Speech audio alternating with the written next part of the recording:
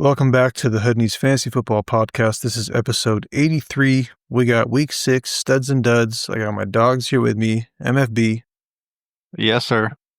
And BBTV's eating some food. Yep, just keep it at that. Yep, just hand wave, don't speak. Anyways, we're going to go ahead and get into the studs and duds. This time, guys, we've been hearing your requests. Everybody keeps telling us, make the episodes shorter. So we're going to kind of speed run through these, talk about the guys that are more important, try to keep it a little bit shorter. I like to speak a lot. I'm a yapper, so I apologize in advance. Yeah, you Let's are. go ahead. Okay. Let's go ahead and jump into it. We're going to start with the QBs. At the very tippy top, Patrick Mahomes, man, 31.48 fantasy points. He threw 3 touchdowns. He rushed 1. He's looking like he's playing very well this season. I didn't expect him to play like this. He's, I think, ranked number 1 right now in fantasy overall. So he's doing his thing. Yeah, especially when Rashee Rice comes back too next week. Mahomes looks like he's playing like he's in his prime again, like that 2022 season when they went to the Super Bowl. So, or sorry, when they won the Super Bowl, 22-23 season. So Mahomes looking fire right now. Yeah, definitely bouncing back from last season. We got next on the list Drake May, who also is playing very well this year. And then after Drake May, we got Jackson Dart, who's looking like he's stepping up and playing kind of nice, even without Malik Neighbors. Yeah, that Thursday night game was just crazy. I think it was like the first time I missed it. Giants won in Thursday Night Football or something. It was some crazy stat with them on Thursday Night Football against the Eagles and all that. Yeah. But more into Dart, he just provides good rushing upside, and so does Drake May, right? So obviously Dart was like just a waiver wire pickup. Drake May was a very late round pickup. Also Chemo's sleeper from pre-draft episode. So shout out to Keem. Yep. And these guys are proven to be real studs, kind of week in and week out, low key. Yeah, I mean Drake May's doing his thing. Mahomes definitely doing his thing, even without Rashee Rice. So the one thing we see in common with a lot of these guys that end up on the studs list is the rushing. So the quarterbacks that rush will always have a lot more fantasy value. Quarterbacks aren't throwing as much as they used to, I feel like, but the rushing upside is there. And when they rush, I mean, there's a lot more points to be made because obviously it's more points per yard. Patrick Mahomes looking good. The list pretty much disappears after that. There's Daniel Jones and Dak Prescott, who both did okay. Jaden Daniels on Monday night. But that's it for the studs, for the quarterbacks at least. Let's go ahead and move on to the wide receivers. At the very top, we got George Pickens, 27.3 fantasy points. Drake London, Monday night. JSN, who's been on fire. The main one I want to talk about, or actually we can talk about all 3 of these guys. George Pickens, do you think, obviously this production goes down when CD comes back, which is probably next week, right? If you have George Pickens, are you trying to trade him away, or do you think his value is still pretty good, even with CD coming back? I kind of like George Pickens a lot. I feel like CD Lamb will obviously take away from George Pickens, but I think he'll still produce, man. He looks really, really good out there. So, I mean, is he going to drop 2 weeks in a row, he's dropped over 20 plus points. I think he'll still be a good 12 to 16 point player. So, I mean, I'm taking that for my wide receiver too, drafted him in round 5, round 6. So, yeah, I would agree. So instead of these 22 plus point performances, it's probably going to come down a bit back to, the anywhere from 11 to 17 range, depending on if he gets a tud or not. Which is serviceable, right? It's really good in the receiver landscape of things right now. Yeah, Drake London looked good Monday night. Did his thing against Buffalo, which he his last two games, the one before the bye against Washington, also kind of broke out. He had 8 receptions, 110 yards, and a touchdown. This game, he had 10 receptions on 16 targets, 158 yards, and a touchdown. So Drake London's looking like he's turned things around after the first 3 weeks where he didn't play too well. JSN has just been killing it this year, man. He's definitely turning out to be, I mean, the Seahawks put their chips in on him, and it's paying off. Yeah, honestly, with him, I was fading him. Dude, I was fading him in all my drafts, but he's producing like crazy. Dude, I faded him too. I think I talked about it last week when we talked about studs and duds, and I explained my reasoning. I read some report or something, and yeah, I wish, like I had mentioned before, I wish I'd never read that. Yeah. It definitely, that's something you got to think about is don't let people skew your or skew your view on a player. Do your own research and actually really dig into it and decide for yourself. A couple more names here. Kayshon Boutte, 23.8 fantasy points. Anything to talk about there? I mean, like, it's hard to say because he's had a couple of games where he pops. But Patriots, like, historically speaking, Patriots usually spread the ball around, right? Like, there's not like one main alpha guy, even when their wide receiver room was stacked during their prime. So, like, and we saw Diggs eat a lot the past 2 weeks. So it's kind of like you don't want to really want to play the roulette of like, will it be this guy or will it be Boutte this week or whatever. I would still like Diggs more so than Boutte any day of the week. Yeah, I agree. Ja'Marr Chase, 20.1 fantasy points. Looks like Flacco went in there and did his thing. That was probably their toughest like matchup against Green Bay, at least for the next few weeks. I mean, they have Pittsburgh next week, the Jets, then Chicago, and then the bye. A lot of that was garbage time, was it not? Yeah. He scored the last 2 minutes 30 seconds on being down 2 touchdowns. It was bullshit. So, I mean, and it was the same thing last week with the Lions. Like his second tutty, long ball, got lucky into the end zone. So, I mean, but that's the thing is like even if they are garbage time touchdowns for fantasy, it's good. Like who cares? Like, you know what I mean? And since the Bengals defense sucks and they're going to be down often. So but you want to realize like how reliable is that going into that playoff push? Like how many times is he going to keep getting these garbage time tutties? Like Garrett Wilson, all of his touchdowns are garbage time touchdowns. I'm being so serious. Yeah. What for fantasy, it's good in that like you're getting those. I get that when it comes to the playoff push, that changes things. But that division, it's what Browns, Bengals, Ravens, Steelers. Steelers are probably taking that one. But they play Pittsburgh twice the next 4 weeks minus their bye. So, anyways, Ja'Marr Chase doing his thing.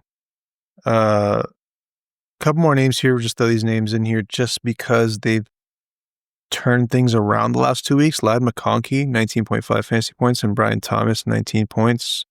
Both kind of started off real slow this year and are turning things around. Is this going to continue, or is it just 2 lucky weeks for them?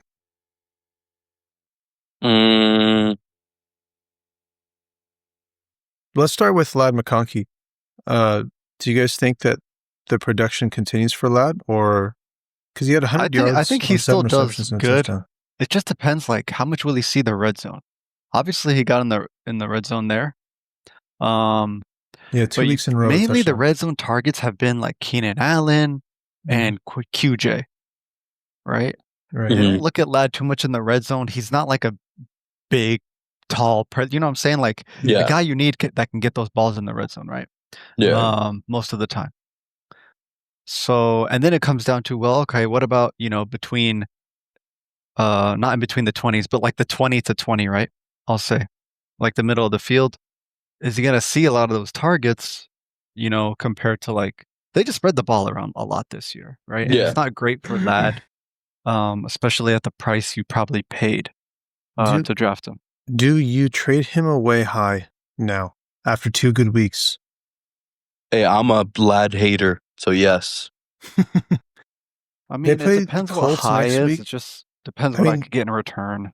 you have to, yeah. I mean, people took him in the second round, and he has 2 weeks in a row with a touchdown.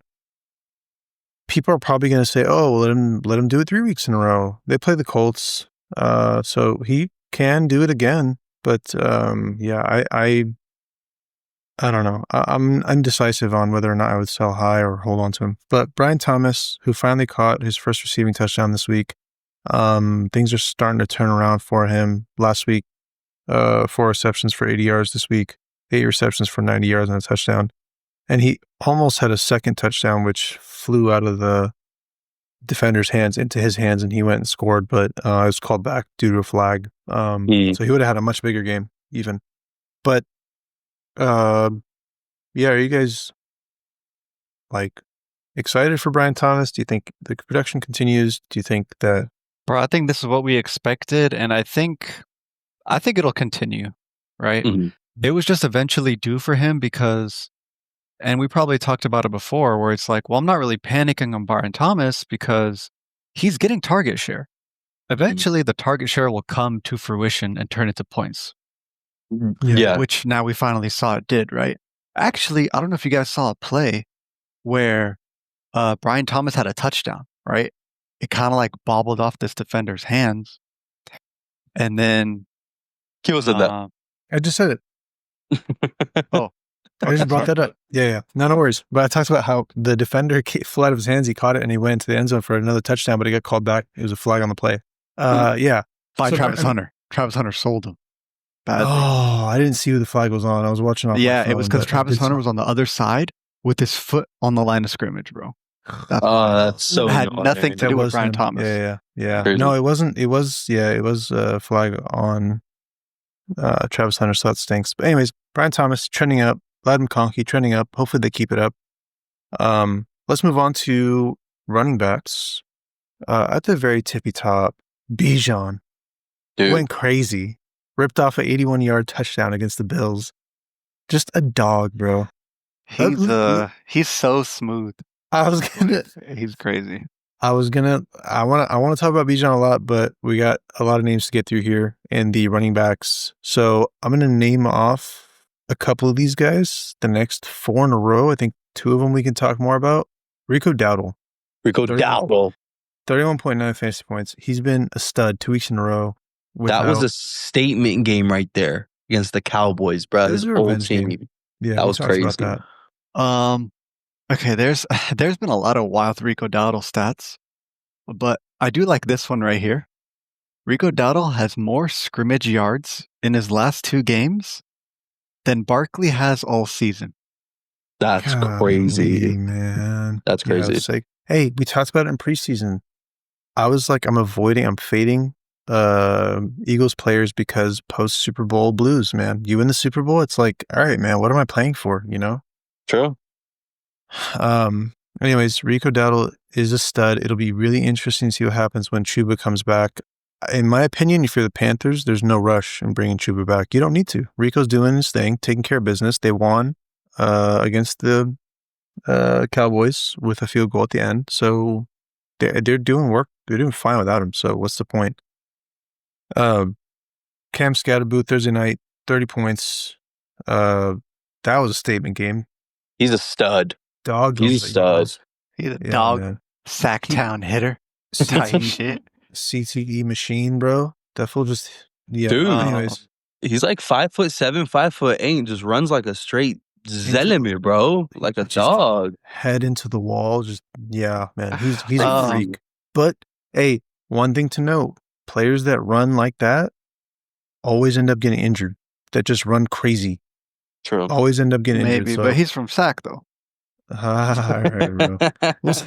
We'll see how long he's Nah, but We'll see how long on he some can more run like that. fantasy related notes, right? I think people were worried because Tyrone Tracy was back that game. Yeah. But Scatterbo still saw 73% running back rush share with Tracy back. Yep. Interestingly enough, that was higher than the game without Tracy before that week. Oh, wow. So, yeah. Yep. So basically, it's solidified. It looks like it, you know. He's Yeah. in there a Does look lot. like it. Yeah. I would those of you that own Scadaboo, I would hold on to Tracy as a handcuff, because when players run crazy, like we've seen players like that just run. I mean, we saw it last year at Montgomery. He was running crazy, right? Just running into people, breaking tackles, carrying people with him, ended up getting injured. And then who else was it? Pacheco ran crazy, just like on the Chiefs. Then boom, broken, what was it, fibula, whatever it was. Anyways, players that run crazy like that just, they usually end up getting injured, just from what I've seen. Anyways, a couple more names here. Josh Jacobs against the Bengals. Come on. We saw that coming. 29.5 fantasy points. Devon Achane, pretty much the only bright spot on that Dolphins offense, or like the brightest spot on that offense. 29 fantasy points. He's doing it week in, week out. He's a machine. DeAndre Swift, 24.5 fantasy points on Monday night against Washington. Did his thing. JT, 21.7 fantasy points. He's a dog. BBTB has something to say. What's up, BBTB? I don't know if you guys saw the video, but Josh Jacobs, like, I don't know if it was right before the game or like first quarter. He was like, some dude asked him, like how many yards and touchdowns you dropping? He said he's dropping 120 yards, 2 tutties. Like, right, like, I don't know if it was right before the game or it was like the first quarter, and then he just went out and just dropped and just went crazy. Similar yards, like 150 and 2 touchdowns. On my head. Amazing. Anyways, I got dogged. Last 2 names on the list, Kamani Vidal for the Chargers took over that backfield, 21.3 fantasy points. And then Christian McCaffrey, who has also been doing it week in, week out, 20.6 fantasy points. Mm-hmm. Yeah. So I think the interesting one here is Vidal, right? Mm-hmm. Now, maybe we're not surprised because they played Miami and Miami just gets obliterated by the run. Yep. But everybody was wondering, like, okay, Haskins is above him on the depth chart. Vidal, like, went back to practice squad and then activated and whatever hoopla people were worried about, right? I felt like a lot of people were focused on Haskins. Whereas, and I don't know if we mentioned this last week. I hope we did, and I hope you listened. But Vidal was kind of the better prospect last season, if you remember, right? Mm-hmm. Yep. Especially as far as the depth chart. And now we see this game, he outsnapped Haskins 43-20. And on top of that, he gets like a 10% target share, right? So he just looked way better. And I think moving forward, probably the back to own. Yeah, for sure. And the thing is, he's been waiting for the past like 2 to 3 years that he's been in the league. He had a little bit of hype, I think, coming into his rookie year. I think that was 3 years ago, and he's finally being utilized. So, Kamani Vidal's solid rest of the season. Not to mention that Hampton comes they back. said Hampton is supposed to be longer than IR. Okay. Or longer than 4 weeks. Sure. Okay. Well, as long as Hampton's out, Vidal be worth playing, probably starting, honestly. Mm-hmm. That's it for running backs. We topped it off with McCaffrey. Let's move on to tight ends. At the very tippy top, Dallas Goedert, who seems to be the best pass catcher in that Eagles offense, or at least the most highest beneficiary. Crazy. This is, I don't know, this is interesting to me for a multitude of reasons. We've seen Goedert pop off, but it's usually when A.J. Brown's hurt or when Devonta Smith is hurt. Typically, but really never when both are healthy, right? To my memory.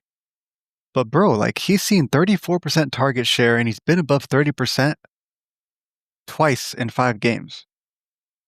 Like just nuts to me if you have A.J. Brown and Devonta Smith as your wideouts.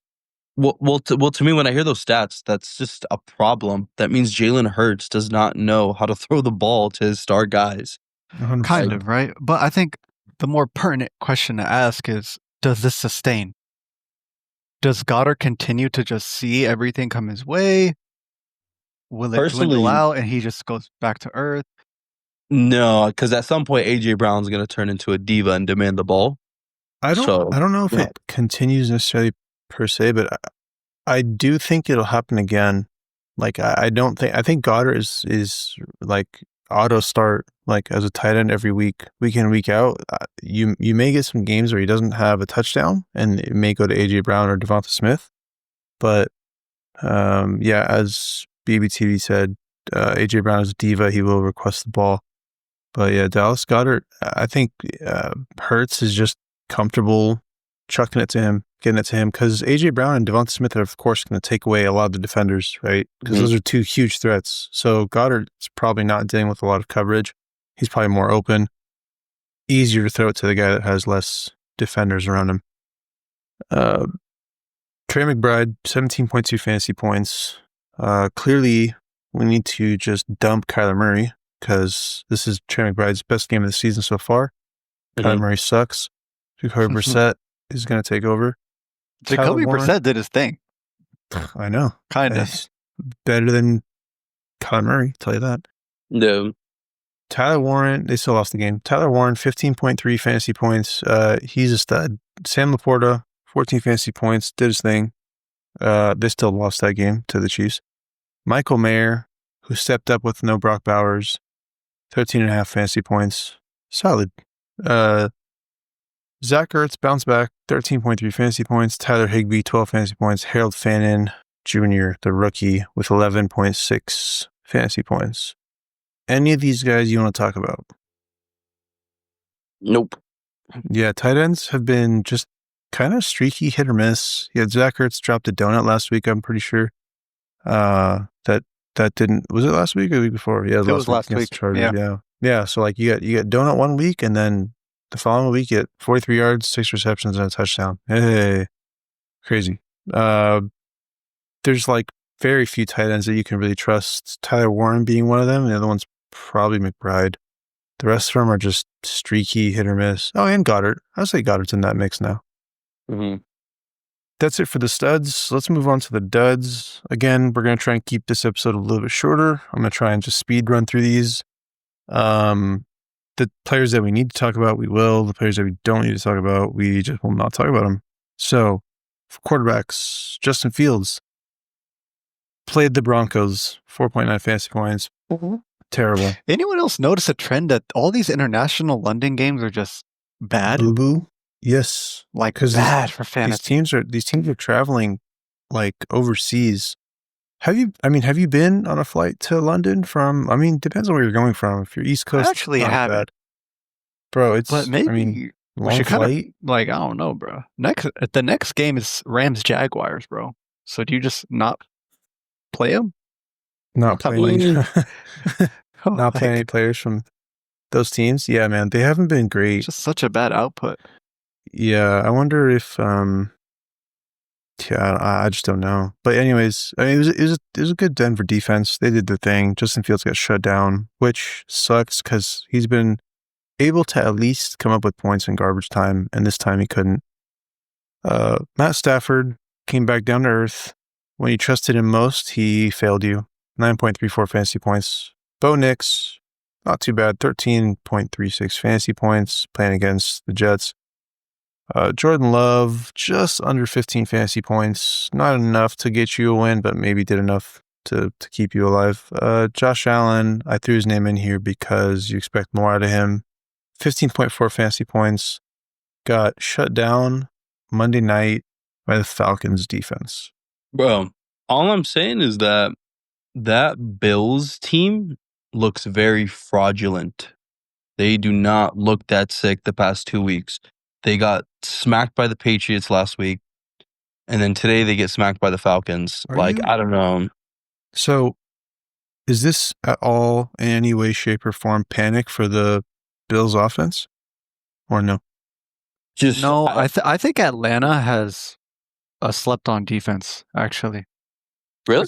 We're talking about Josh Allen, though, right? Yeah, I know, but Josh Allen still needs weapons to like do stuff, right? I think Atlanta's front seven is pretty good. And so Bills do best when James Cook can get loose. Right? And so if that can't happen, then okay, Keon Coleman's cool, Khalil Shakir cool, but they're not like, no one's really, they're not a guaranteed man-to-man coverage. Do you know what I'm saying? Yeah. Also no Dalton Kincaid. Maybe it's a Kincaid factor. I don't know. Yeah. Maybe. But, they lost to New England. He was there last week, I think. Anyways. I'm just gonna say this: BBTB hot take. Bills are gonna pick up a fire receiver before the trade deadline. Okay. Just They go on bye next week. So I think regardless of whether or not they pick up a receiver, I think Bills bounce back after the bye week for sure. I mean, they take on Carolina, so Carolina and Kansas City, that'll be interesting. If they can win against Kansas City, that'd be huge for them. Let's move on to, that's it for QBs. Let's move on to the wide receivers. A ton of wide receivers, a ton of injuries. I'm going to start off with all the receivers that got injured and their score lines. Calvin Ridley, 2.3 fantasy points, got injured. Garrett Wilson, 2.8 fantasy points, got injured. Emeka Egbuka, 3.4 fantasy points, hamstring injury. Tough. Puka Nacua, man, 3.8 fantasy points, injured. It was a foot injury or something. Marvin Harrison, concussion, 4.2 fantasy points. And that's it for the injured players. But really, really tough. I mean, you see that we only had 3 real studs in the quarterbacks, because all these receivers, man, they all got out of the game, and that impacts the quarterbacks for sure. They can't throw to their number 1 guys. Any of these guys, I mean, obviously these are all injuries, so nothing really to talk about there for the dead performances. Just hold them. No, that's pretty much it.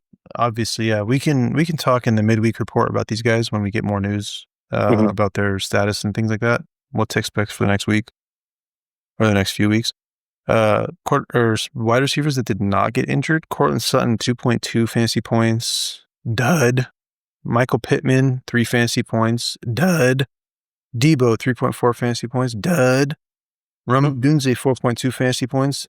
Dud. Although there was a touchdown that was called back on a flag for Rome Odunze, just FYI. Stephon Diggs, 4.3 fantasy points. Came back down to earth. Also had a fat catch that came back from a flag. So tough, man. Keenan Allen, 4.7 fantasy points. Just keep trending down. But anyways, look, love those guys. So have the Chargers, right? Remember? True. That we talked about last trending episode. Yeah. I want to talk about Sutton here because it's kind of weird. Like, he had 11% target share versus the Jets, right? Which isn't great. Yeah. But bro, every week it's alternating between high target share and low target share. It's just a weird alternation. Trend. So if this pattern holds true, then he should go dumb next week, possibly. They play the Giants, then Dallas. I would be excited.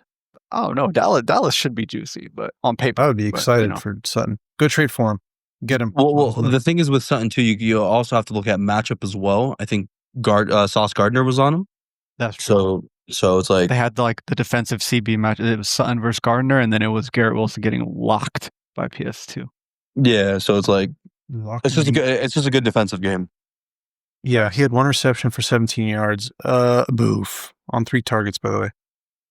The other names you brought up, anyone that you're concerned about? Debo, a little bit concerning. Pittman has had some good games, and Daniel Jones and the Colts are moving. It's just it's hard to trust him week to week. For me personally, I'm not a guy who will go out and target Pittman for a trade. I'm not really hyped for that because he's played. I don't know when he's going to go off for me. He's had double-digit. He has, right? But sometimes it's going to be Josh Downs, and a lot of times it's going to be Warren. And I don't even know. You could throw in Alec Pierce some plays. Adonai Mitchell's bro. It's too many mouths over there. Yeah. Sure. But he's not the most terrible option. Yeah. Mm-hmm. Another player I want to bring up, or one more I want to talk about before we move on to RBs, is Keenan Allen, who started off hot. In the beginning of the season, but the last 3 games, he's had the targets, just hasn't had a lot of production fantasy wise. He had 5 receptions for 37 yards week 4, and then 5 receptions for 58 yards week 5, and then this week he had 4 receptions for 27 yards. He's getting the targets, man. 7 targets, 9 targets, 7 targets. So, do you guys worried about Keenan Allen? Are they just matchups? Is it just the line? If he's getting that many targets, I'm not too worried. Yeah. All right. Same. All right. Keep rolling her out there and hope for the best. Let's move on. Anyone else you guys want to bring up? No. Debo, panic on him. I'm not really a big fan. Yeah. You're just not a big fan. That's why you're panicking on him. But people are saying that he's dealing with some I'm sort of low-key hamstring not. thing. I think he'll be fine, bro. Yeah. Mm. Anyways, if he does another dead game in a row, then we can worry. They play Dallas next week, so I'm not that worried. But we talked about Roma Dunze, who had a touchdown called back, and then Stefan Diggs' big play got called back. So both those guys, this is why you listen to the podcast, so you know why they had these bad scorelines. Mhm. And it's not just confusing. Moving on to RBs, Ramondre Stevenson, man, just Bro, came that back. coach is pissing me off, bro. I don't know what's it gonna take for Mike Vrabel to just be like, all right, you know what? Let's feature Travion Henderson, bro. You drafted Dude, Travion Henderson, bro. Bro, Give him the look, ball. Give him listen. the rock. You have to understand, Ramondre, I don't know what Ramondre's doing, but they love that guy. He has probably 4 I fumbles. thought you were about to say season. something crazy, bro. He's like the coach. I thought it was too. I was gonna say something. I kept it PG, bro. I kept it G, actually, bro. Yeah. Look, bro. This fool fumbles almost weekly. It's probably not that bad, but he fumbles a lot, and they just keep rolling him out there. Like, hey, bro, you fumbled. It's okay, bro. Get back out there. They're winning games, so it's if they're winning, why change it, right? If it's not broken, don't fix it. They play Tennessee, who just but their fired rushing coach. is just abysmal, bro. Mm-hmm. Like it's Drake May carrying with no rush game, bro. Yeah. I mean, hey, look, at all. They love Ramondre over in New England. I don't know. Trust I you guys know, got to bro. find. He's got some 46 snaps to 19. The last. But look, That's all wild. I'm gonna say is he's got some blackmail on the coach or something. That's all I can think of. Hmm. Quinshon Judkins, who kind of came back down to earth. They played against Pittsburgh, divisional matchup, and just didn't get it done. He had the attempts, 12 rushes for 36 yards. Yeah, the game script didn't help him. Right. If you're a Judkins owner, I mean, they play Miami next week, so Woohoo! Come back. Time to celebrate a little bit. Yeah. Couple more names here. J.K. Dobbins, 4 fantasy points. Ken Walker, this is a tough one, 4.2. Bill, 5.3 with a fumble. Krosky. Yep, Krosky the broski just fell on his face. That's a fumble 2 weeks in a row. Are you guys worried about him? I've never been a fan of rookie RBs, so somewhat I am, but somewhat no. And it's not really the fumbles for me. It's just because they're still using Jeremy McNichol. They're just mixing in too many guys, and I don't really like seeing that. So I think that if he fumbles again next week, they got a divisional matchup with Dallas next week. If he fumbles again next week, because they lost this game against Chicago, if he fumbles again and they lose to Dallas, I think something's going to happen. They're going to be like, all right, bro, you clearly have a fumbling issue. And it's like, they lose to Dallas. It's very serious because it's a divisional game.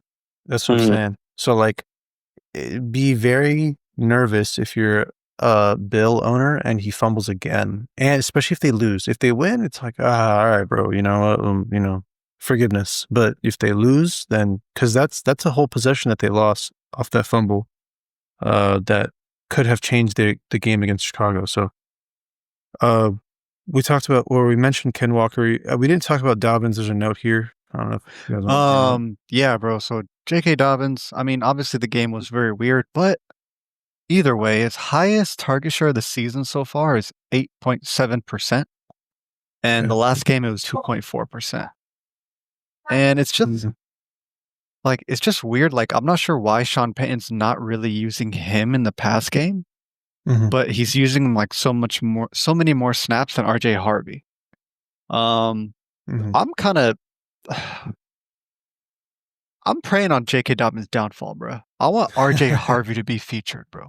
Bro, I'm not gonna lie to you. I'm the opposite of BBTP. I want to see the Rooks get out there, bro. I want to see them get the rock. I don't. Look. To be honest, I had Javonte last year and he played for Denver, and I saw what Sean Payton did, and he just rotates RBs. He just doesn't have a favorite and a bell cow RB. He just throws other RBs in the mix. He's like, all right. I mean, when he had Kamara, it was all Kamara. Yeah, I was going to say. Yeah. I mean, It's in crazy. Denver, he must have switched up because. I guess, yeah. But I'm saying, maybe not historically, but at least last year in Denver, he just didn't have like one RB and then just ran with him. He just was rotating RBs, and so I was like, he's not going to change his ways this year. He's going to do the same thing as last year, and he is. So I just avoided those RBs, like Denver RBs.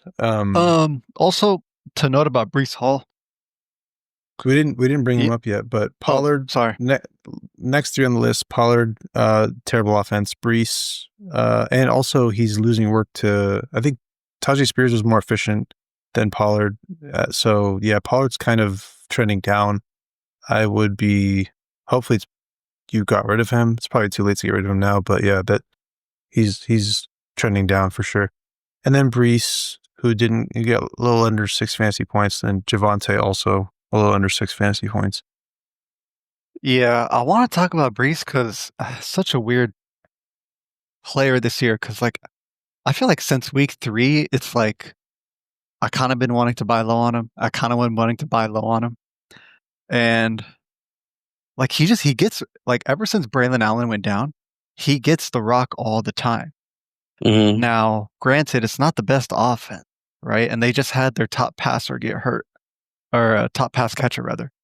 But like he gets running back rush yards at 93%, 92%. Like the homie is the only one touching the rock, Yeah. which is what you want in fantasy. But now you need the offense to kind of move to turn it into big points. I kind of still like him as a buy low, especially if you can get him like super low after this week. I would be looking to sell him if I can for anything, probably clearance.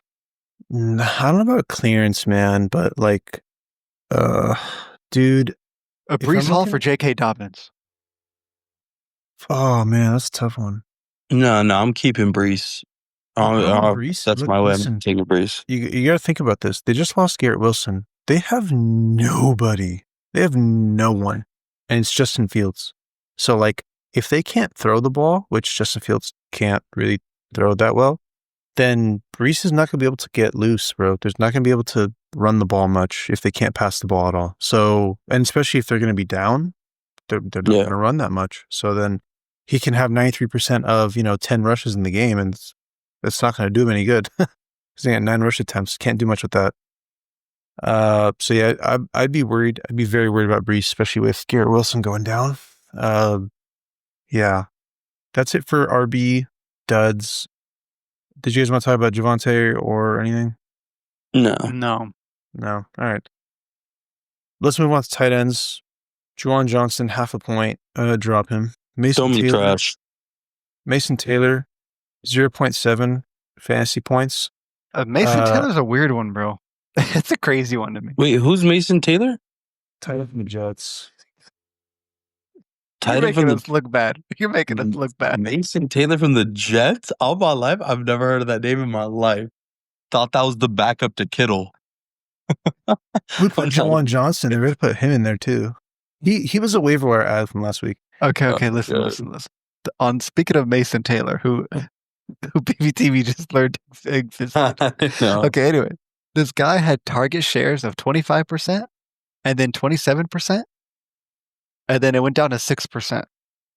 So it's like I think Justin Fields had like 13 pass attempts in that game. So I think maybe we can just attribute it to just a tough Denver defense, a weird London game, and London game. Yeah. He threw 17 times. Yeah. It was 17. Was he 13 for 17? I don't know. It was under he was 20. 9 for 17. 9 for 17. Even worse. Dog shit. Mm-hmm. Yeah, so he just didn't. If you played him, I played him in one league. Ugh, that was a terrible idea. Kyle Pitts, 3.3 fantasy points. Bills are pretty good against tight ends, so we'll just chalk it up to that. Hunter Henry, who has been very streaky, like I mentioned, tight ends are streaky, 4.2. Njoku, injured, 4.3 fantasy points. And then Mark Andrews, the bum himself, with no Lamar Jackson. You can't trust him.